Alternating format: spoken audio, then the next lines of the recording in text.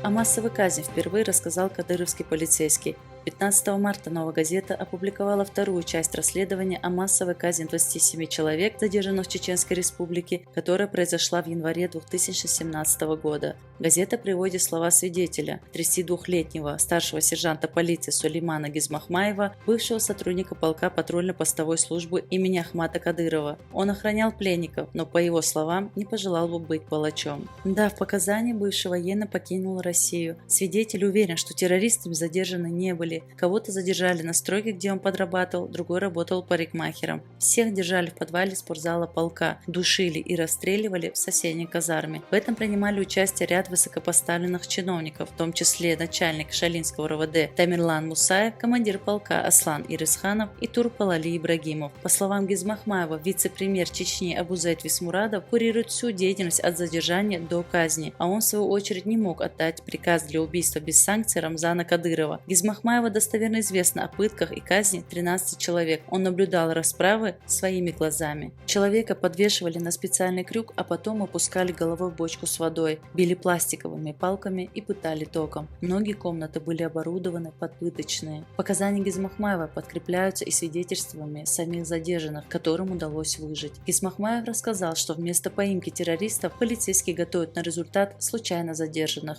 Их привозят, держат в тюрьме, не давая побриться, а потом вывозят в лес, убивают и объявляют нейтрализованным боевиком. Настоящих же боевиков всегда добивали на месте, а их оружие и деньги присваивали, чтобы использовать для продления режима КТО. Свидетель также рассказал, что сотрудники полка пользуются фальшивыми номерами авто, чтобы их не опознали как похитителей людей. Кроме того, они носят на форме шевроны разных воинских подразделений, придумывают себе чужие имена и так ездят на задержание. В начале 2017 года в роте Гизмахмаева объявили о грядущих задержаниях. Кого-то назвали арестанты под пытками, на других указали спецслужбы. Даже если человек невиновен, рассказал бывший кадыровец, он под пытками кого-то сдавал, и силовики тоже их забирали. В ту неделю в полк доставили 56 человек. Многие из них увидели друг друга впервые. Всех пытали током и били. Кроме оперов полка, задержанных опрашивали ФСБшники, продолжает свидетель. Сами не били, приступали к допросу уже после пыток. Пытки и допросы шли сутками, говорит свидетель. Задержанных морили голодом. Среди них были и несовершеннолетние, им никакой скидки не делали. После казни трупы вынесли из подвала, уложили в автомобиле УАЗ «Патриот», которые были у охраны начальника ОМВД России по Шалинскому району Тамерлана Мусаева, и увезли. Куда именно, я не знаю. 16 февраля 2017 года начальник ОМВД России по Шалинскому району Тамерлан Мусаев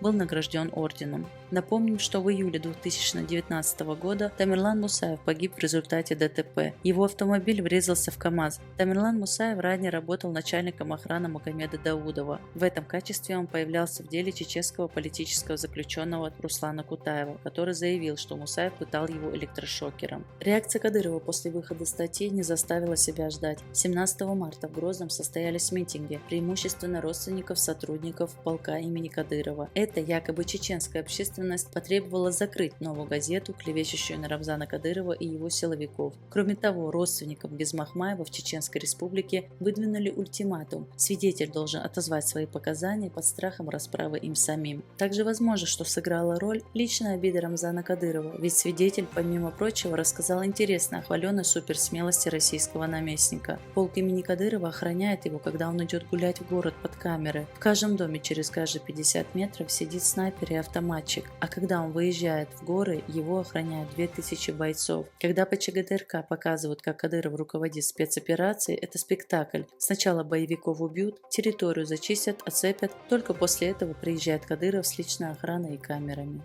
В Германии правозащитник, представитель Чеченской правозащитной ассоциации Вайфонд Мухаммад Абдурахманов рассказал о покушении на его жизнь, которое сорвалось благодаря показаниям киллера. Ранее о покушении рассказал его старший брат, видеоблогер Тумсо Абдурахманов. Организация убийства, по словам Мухаммада, была поручена двоюродному брату Рамзана Кадырова Пахруди Эдельгериеву. Тот передал заказ живущему в Германии Валиду Дадакаеву и познакомил его с Тамерланом Аурбиевым, который должен был по сценарию застрелить Мухаммада. Дадакаев и Аурбиев вместе отправились отправились в Европу, но были задержаны за незаконное пересечение границы Тамерланом. Не без приключений, добравшись до Германии, они начали выслеживать правозащитника. Однажды Мухаммад заметил наблюдавшего за его домом человека, но тот быстро скрылся. Самого Аурбиева принудили к участию в преступлении тем, что якобы у него долг перед Кадыровым. Аурбиев воевал в русско-чеченской войне против федералов, но потом был амнистирован. Тем временем убивать Абдурахманова он не хотел. Сдавшись полиции, он рассказал о схеме заказанного преступления. Сейчас расследование ведет криминальная полиция и Федеральная прокуратура Германии.